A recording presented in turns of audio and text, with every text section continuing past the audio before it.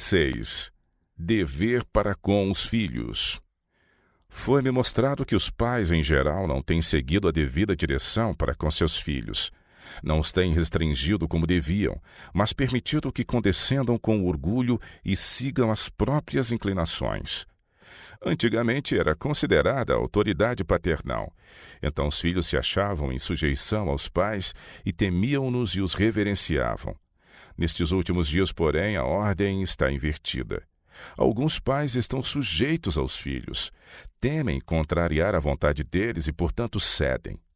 Mas enquanto os filhos se encontrarem sob o teto paterno, dependendo dos pais, devem estar subordinados ao seu domínio.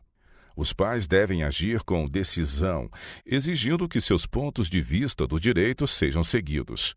Eli poderia ter restringido seus ímpios filhos, mas temia-lhes o desagrado. Tolerou que prosseguissem em sua rebelião até que se tornaram uma maldição para Israel. Exige-se dos pais que reprimam seus filhos. A salvação dos filhos depende em muito da orientação seguida pelos pais. Em seu mal entendido amor e afeição pelos filhos, muitos pais condescendem com eles para dano seu e nutrem-lhes o orgulho e põem sobre eles enfeites e adornos que os tornam vãos e os levam a julgar que a veste faz a senhora ou o cavalheiro. Um rápido conhecimento, porém, convence os que com eles se associam de que a aparência exterior não basta para ocultar a deformidade de um coração destituído das graças cristãs, mas cheio de amor próprio, altivez e paixões não controladas. Os que amam a mansidão, a humildade e a virtude devem fugir de tal convívio, ainda que sejam filhos de observadores do sábado. Sua companhia é venenosa, sua influência conduz à morte. Os pais não avaliam a destruidora influência da semente que estão semeando. Ela brotará e dará frutos que farão com que os filhos desprezem a autoridade dos pais. Mesmo depois que têm idade, exige-se dos filhos o respeito para com seus pais e que cuidem de prover-lhes conforto.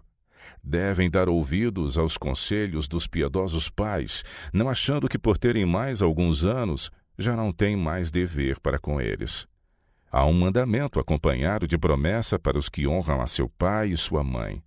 Nestes últimos dias, os filhos se fazem notar tanto por sua desobediência e desrespeito que Deus os tem observado especialmente e isto constitui um sinal da proximidade do fim. É um indício de que Satanás tem completo domínio sobre a mente dos jovens. Por parte de muitos já não há respeito para com a idade. É considerado demasiado fora de moda respeitar as pessoas idosas. Isto remonta aos dias de Abraão. Diz Deus: porque eu o tenho conhecido, que ele há de ordenar a seus filhos e a sua casa depois dele. Gênesis 18, 19. Antigamente os filhos não tinham permissão de casar-se sem o consentimento dos pais. Estes escolhiam para os filhos. Era considerado crime um filho contratar casamento por sua própria responsabilidade.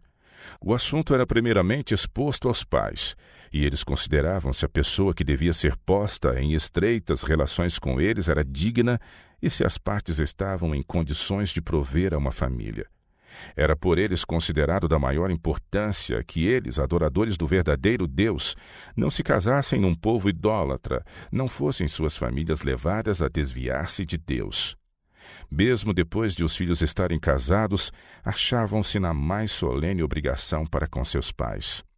Seu discernimento não era, então, considerado suficiente sem o conselho dos pais e era-lhes exigido respeitar e obedecer aos desejos deles, a menos que estes se achassem em contradição com os preceitos de Deus. Fui novamente levada a considerar a condição dos jovens nestes últimos dias. Os filhos não são controlados. Pais devem começar vossa primeira lição de disciplina, quando vossos filhos são criancinhas de colo. Ensinai-lhes a submeter sua vontade à vossa. Isto se pode fazer mantendo a justiça e a firmeza. Os pais devem ter inteiro domínio sobre si mesmos e, com brandura, mas com firmeza, dobrar a vontade da criança até que ela nada espere senão ceder aos desejos deles. Os resultados da negligência paterna. Os pais não começam a tempo. A primeira manifestação de gênio não é submetida, e os filhos crescem obstinados, o que aumenta à medida que eles crescem e se arraiga à proporção que eles se fortalecem. Certos filhos, ao terem mais idade, julgam ser coisa natural que façam a própria vontade e que os pais se submetam aos seus desejos. Esperam que os pais os sirvam. Impacientam-se com as restrições e, quando têm idade suficiente para serem úteis aos pais, não assumem as responsabilidades que devem. Foram eximidos de responsabilidades e crescem inúteis em casa e lá fora. Não têm capacidade de resistência. Os pais suportaram as responsabilidades e toleraram que eles crescessem na ociosidade, sem hábitos de ordem, de laboriosidade ou de economia. Não lhes foram ensinados hábitos de abnegação, mas foram amimados e cercados de indulgência, satisfeitos seus apetites e crescem com uma saúde débil. Suas maneiras e comportamento não são agradáveis. Sentem-se infelizes e tornam infelizes os que os rodeiam. E enquanto os filhos são ainda crianças, enquanto necessitam ser disciplinados, é-lhes permitido saírem com outros e misturarem-se com os da mesma idade, e uns exercem uma influência corruptora sobre outros. A maldição de Deus pesará sobre os pais infiéis. Eles não somente estão plantando espinhos que os hão de ferir aqui, mas encontrarão a própria infidelidade quando se assentar o juízo. Muitos filhos se erguerão no juízo e condenarão os pais por não os haverem reprimido, e os acusarão de serem destruídos. A falsa compaixão e o amor cego dos pais faz com que eles desculpem as faltas dos filhos, passando-as sem correção. E os filhos se perdem em consequência disto, e o sangue de sua alma recairá sobre os pais infiéis. Os filhos que são assim criados, sem disciplina, têm tudo a aprender quando professam ser seguidores de Cristo. Toda a sua vida religiosa é afetada pela criação que tiveram na infância. Aparece o mesmo espírito obstinado, a mesma falta de abnegação, a mesma impaciência sob as reprovações, o mesmo amor próprio e indisposição de buscar conselhos dos outros ou de ser influenciado por juízo alheio, a mesma indolência, fuga das ocupações, falta de sentimento de responsabilidade. Tudo isto se vê em suas relações para com a igreja. É possível essas pessoas vencerem, mas quão renhida é a batalha, quão rigoroso o conflito, quão difícil é passar pelo curso da inteira disciplina que lhes é necessária para alcançarem a elevação do caráter cristão.